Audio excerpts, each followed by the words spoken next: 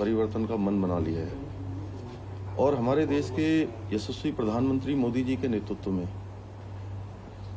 पिछले 9 सालों में जिस प्रकार से देश का मान सम्मान और स्वाभिमान बढ़ा है, देश की पहचान बढ़ी है, पूरी दुनिया ने देखी है।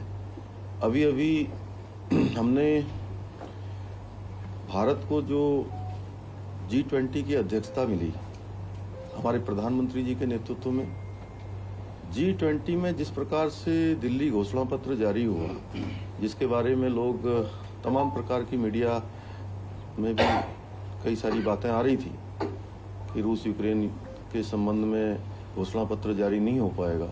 ये बहुत बड़ी कूटनीतिक सफलता थी दिल्ली घोषणा पत्र का जारी होना, अफ्रीकन समूह को G20 में शामिल करना और 112 आउटकम इस G20 में निकलकर बाहर आए।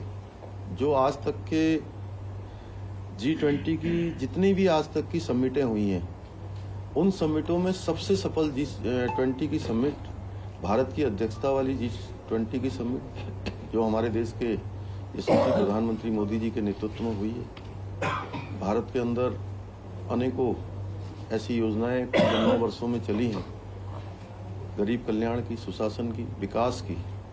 और पहले के समय में जो योजनाएं चलती थी या बनती थी वो कुछ लोगों को ध्यान में रखकर बनती थी।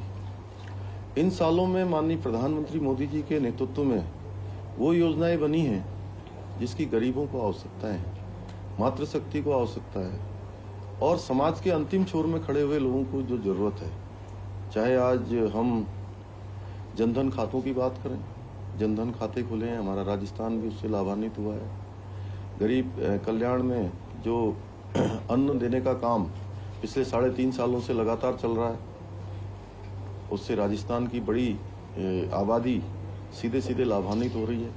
किसान सम्मान निधि की योजनाओं या कोरोना में लगाए जाने वाले मुफ्त वैक्सीनेशन हो, तो ऐसे अनेकों कार्य आदरणीय प्रधानमंत्री जी ने किए हैं। और माननीय प्रधानमंत्री जी के प्राथमिकताओं में हमेशा राजस्थान रहा है, लेकिन पिछले 5 सालों से राजस्थान के अंदर ऐसी सरकार आई जो सरकार केंद्र से मिलने वाला जो बजट है, केंद्र से मिलने वाली धनराशि है, उस धनराशि को लगाना नहीं चाहती है। वो राजस्थान के लोगों को फायदा नहीं पहुंचाना चाहती है।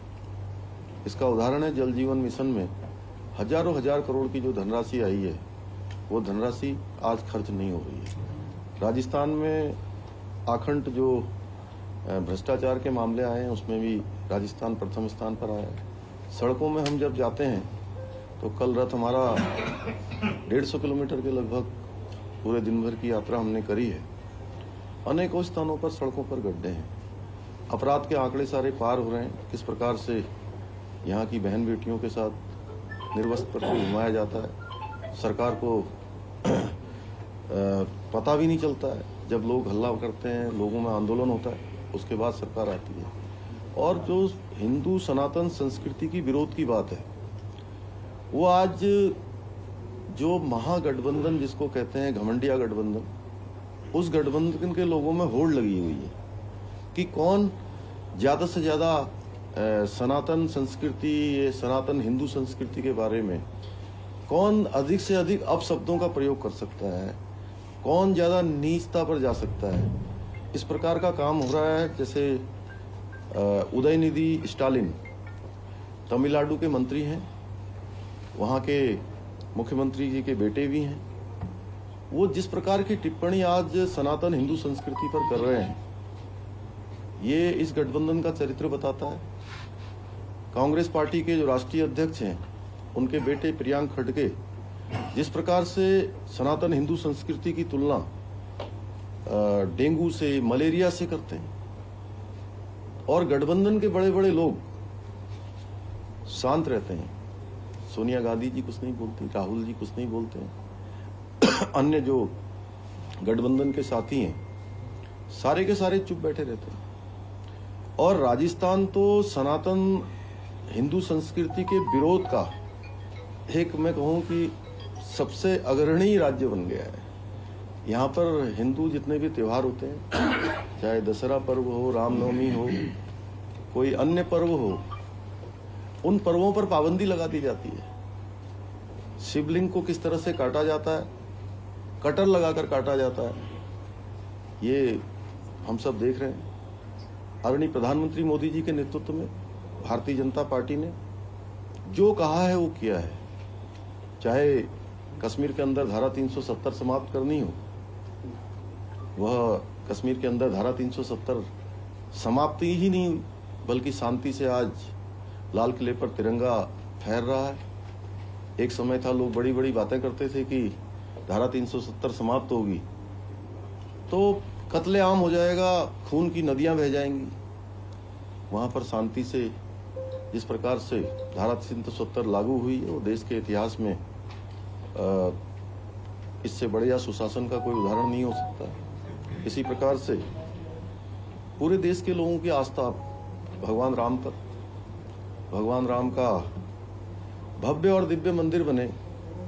पूरे देश के राम भक्त और राष्ट्र भक्त चाहते थे कि अयोध्या में भगवान राम का मंदिर बनना चाहिए, और कहते भी थे कि रामलला हम आएंगे, मंदिर वहीं बनाएंगे। और हम सब देख रहे हैं कि आज भगवान राम के जन्म स्थान पर अयोध्या में भव्य और दिव्य भगवान राम का मंदिर बन रहा है। 3 तलाक का मामला हो या